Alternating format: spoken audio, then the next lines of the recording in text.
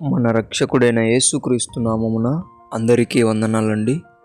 ఈరోజు దేవుని మాటలు మొదటి కొరింథీయులకు రాసిన పత్రిక 10వ అధ్యాయం 5వ వచనము.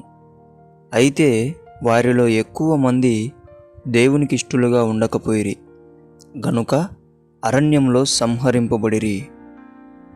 ప్రియమైన దేవుని బిడ్డలారా, ఇశ్రాయేలు ప్రజలందరినీ కూడా దేవుడు చాలా ప్రేమించేవాడు. ఎంతగా అంటే వారికి ఆకలి అవుతున్నప్పుడు ఆకాశం నుంచి మన్నాను కురిపిస్తూ, దప్పిక అవుతున్నప్పుడు బండ నుంచి నీళ్ళనిస్తూ, మార్గం కనిపించినప్పుడు పగలు మేఘస్తంభమై రాత్రి అగ్నిస్తంభమై వారిని నడిపించేవాడు. అంతలా ప్రతి ఒక్క విషయంలో సహాయం చేస్తూ వారిని ప్రేమించేవాడు.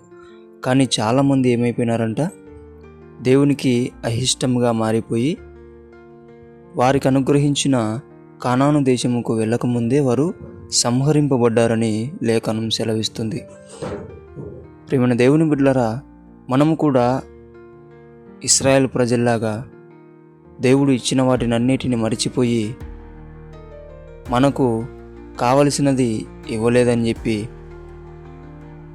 దేవునికి అయిష్టంగా తయారైపోయి దేవునికి దూరంగా బ్రతుకుతూ ఉంటున్న వారమా? ఆలోచించాలా. దేవుని బిడ్డలారా, ఇచ్చిన దాంట్లో సంతోషంగా ఉండడం నేర్చుకోవాలా, తృప్తిగా ఉండడం నేర్చుకోవాలా, దేవుణ్ణి మహిమపరచడం నేర్చుకోవాలా. అంతేకాని ఆ ఇశ్రాయేలు ప్రజల్లాగా దేవునికి అయిష్టంగా మారిపోయి దేవుడిచ్చే నిత్య జీవాన్ని పొందుకోకపోవడం ఎంతో దౌర్భాగ్యం. కాబట్టి దేవుని బిడ్డలారా, ప్రతి ఒక్కరూ కూడా క్షమాపణ పొందుకొని దేవునికి ఇష్టలుగా నిత్య జీవం పొందుకునే బిడ్డలుగా ఉండాలని దేవుని బిడ్డ మనవి చేసుకుంటున్నాం. దేవుడి మాటలను దీవించునుగాక. ప్రార్థిద్దాం. యేసయ్యా, మీకు వందనాలైనా.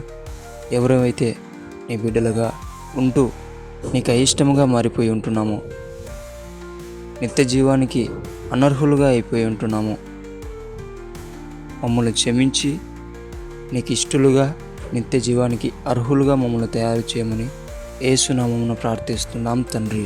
ఆమేన్.